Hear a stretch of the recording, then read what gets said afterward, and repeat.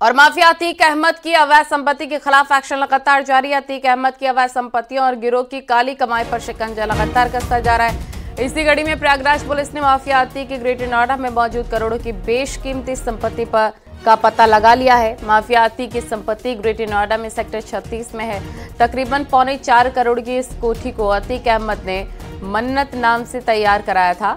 कोठी को gangster act में कुर्क करने का आदेश जारी कर दिया गया है। प्रयागराज पुलिस की एक टीम अगले हफ्ते ग्रेटर नोएडा जाकर कोठी को कुर्क करेगी।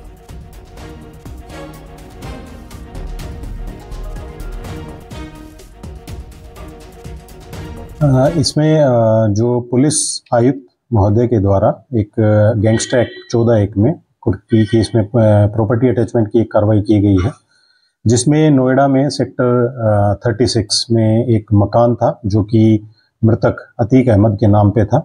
उसको गैंगस्टर एक्ट के तहत अटैच किया गया है और इस मकान की जो कीमत है वो मार्केट वैल्यू लगभग 3 करोड़ 70 लाख रुपए थी।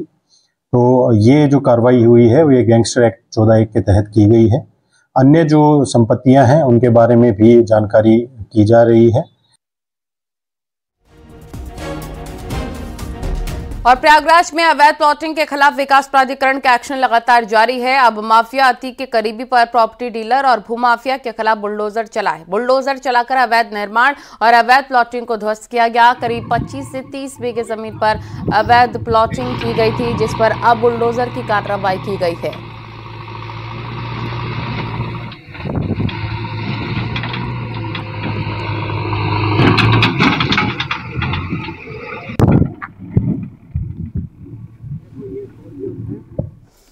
और सरिया माफिया रवि काना के खिलाफ एक्शन की तैयारी है। पुलिस कमिश्नर लक्ष्मी सिंह के निर्देश के बाद प्रॉपर्टी चिन्हित की गई है और अब संपत्ति को कुर्क करने की तैयारी हो रही है।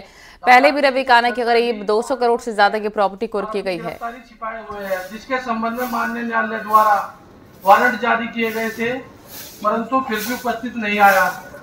उसके संबंध में माननीय न्यायालय द्वारा धारा।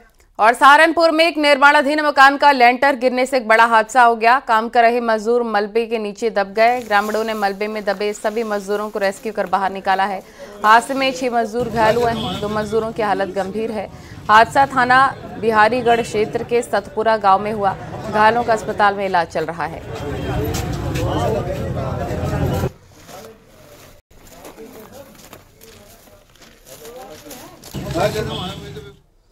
और लखनऊ के चौक राजा बाजार में एक घर में अचानक से आग लग गई। सूचना के बाद फायर ब्रिगेड की टीम मौके पर पहुंची और घर में फंसे हुए 12 लोगों को निकाला। रेस्क्यू के दौरान 2 लोग चोटिल हुए। आग लगने से ग्राउंड फ्लोर पर रखे कार और बाइक जलकर खाक हो गए। वहीं आग लगने से सिलेंडर में भी ब्लास्ट हो गया। आग लगने की वजह अब तक स्पष्ट नहीं।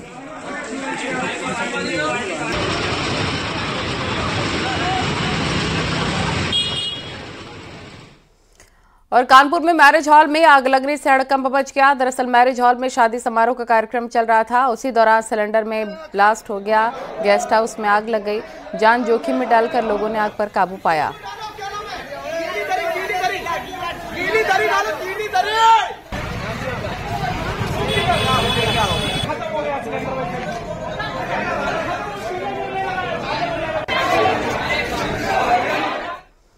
और मेरठ में मुठभेड़ के दौरान 25,000 के नामी विनय वर्मा को ढेर कर दिया गया है। मुठभेड़ में गोली लगने से एक सिपाही भी घायल हो गया है। विनय वर्मा पर 25,000 का इनाम था और 8 मुकदमे वांछित चल रहे थे। 8 मुकदमे में वो वांछित चल रहा था। 11 दिन पहले एक मंडप के बाहर बदमाश विनय वर्मा कार लूट के बाद दरोगा को गोली मारकर भाग रहा था। उस पर यह भी आरोप है। मामला मेरठ के थाना कंकर खेड़ा क्षेत्र का है।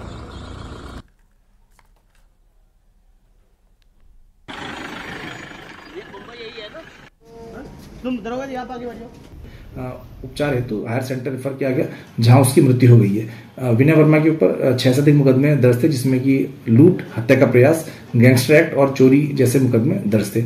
इस पूरे प्रकरण में उचित विधिक कार्रवाई की जा रही है और जो एक तीसरा अन्य बदमाश है उसकी गिरफ्तारी हेतु भी पुलिस टीम लगी हुई है।